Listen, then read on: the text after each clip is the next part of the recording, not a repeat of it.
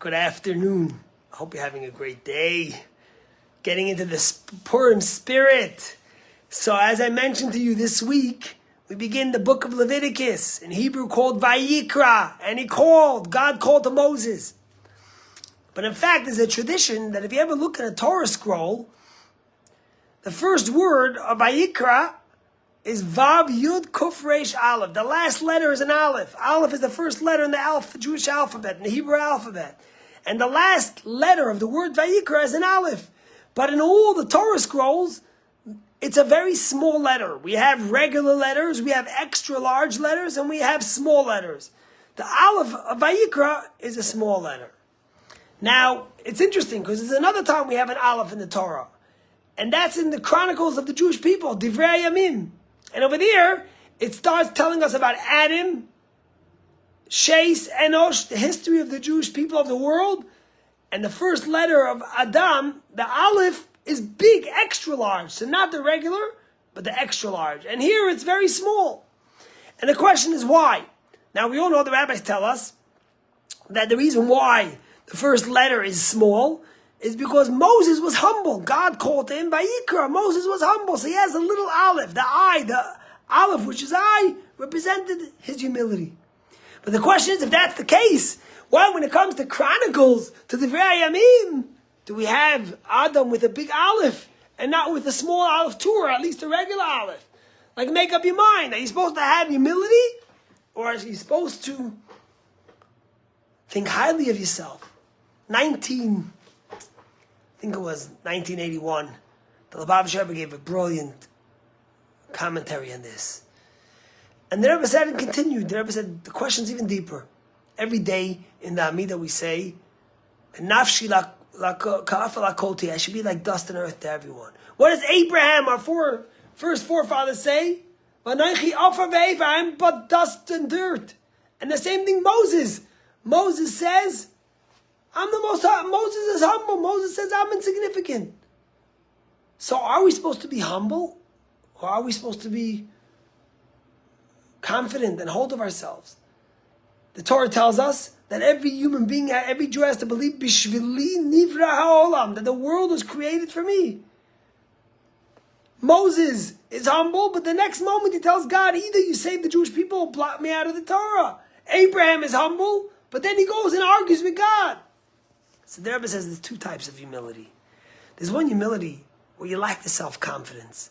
You feel you're worthless, you're nothing, you're just a speck of dirt on this world. And if you don't feel that way, your spouse makes you feel that way. I'm a nobody. But then there's another humility. And that's the humility of recognizing that who gave you the powers you have and the opportunities. And if you don't use them, you're wasting the talent. You're humble because you're in the presence of God. And the same thing he says is there's two arrogance. There's some guy who's arrogant and pompous. He thinks he's everything. He thinks there's nobody but him. He never recognizes his mistakes. He never admits them. He's never ready to listen to anyone else. But then there's another kind of ego. And that's not me. But knowing that I'm in this world and everything I do, I represent the Almighty. And that when we have God telling us what to do, then it's not us. We're standing on the pedestal that God put for us to change the world, to make it a better place. The Rebbe says the first humility is a terrible thing. You can never feel worthless. The first arrogance is, of course, terrible. Not to recognize or to think or be considerate of anyone else. Not to recognize that you might be imperfect, that you might have things that you have to apologize for. But the Rebbe says the second humility is not a contradiction to the pride and the strength that we have from knowing that we are an extension of God. So that's why when it comes to Vayikra, when God calls Moses, when he's in the presence of God, he's humble. It's a small Aleph. He recognizes that who am I without God? I'm only an extension of God. But yet when it comes to Chronicle, the history of humanity, Divrei Hayamim, over there when we speak about our responsibility, our opportunity, what we could create, what we could do, then you need extra large Aleph. Because it's not a contradiction to humility, but because you're humble in the presence of God, You have the pride and the character and the strength to accomplish that which God has given you. And that's the story, the paradox of the Jewish people. One of my favorite lines that I always repeat, and many of you have heard this or know it yourself, is the story of Simcha Bunim of Peshichta, the famous Chassidic master, who said he has two pieces of paper in his pockets, one on the right, one on the left. And one of them it says, "But I am not but dust and earth."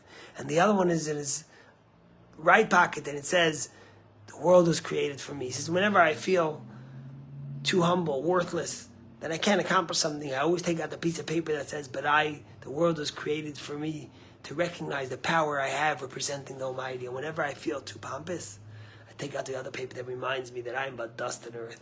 That's the paradox of a Jewish person. We have humility in the sense that we recognize that in the presence of God we're nothing. But we also realize the immense power and opportunity and responsibility that God has given us to change the world, to make the world a better place, to be kind, to be giving.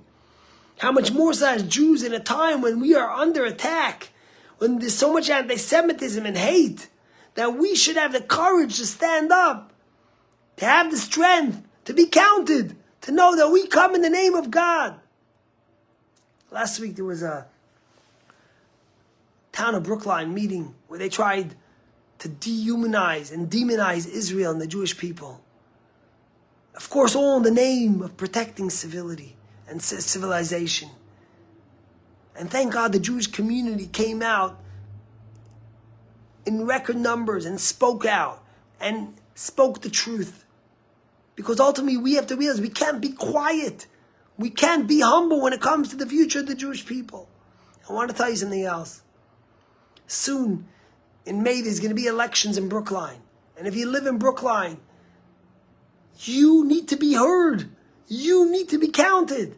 You need to have the courage to make sure that we elect people who won't be anti-Semitic and anti-Israel. We have the numbers. We need to speak up. We need to know that we need a big aleph when it comes to the chronicle of people, even if we have a small aleph when it comes to the humility in the presence of Hashem. And together we will be victorious because of those two alephs and the dichotomy and the paradox we live with. Keeps us true and reminds us the awesome responsibility we have. God bless you and have a great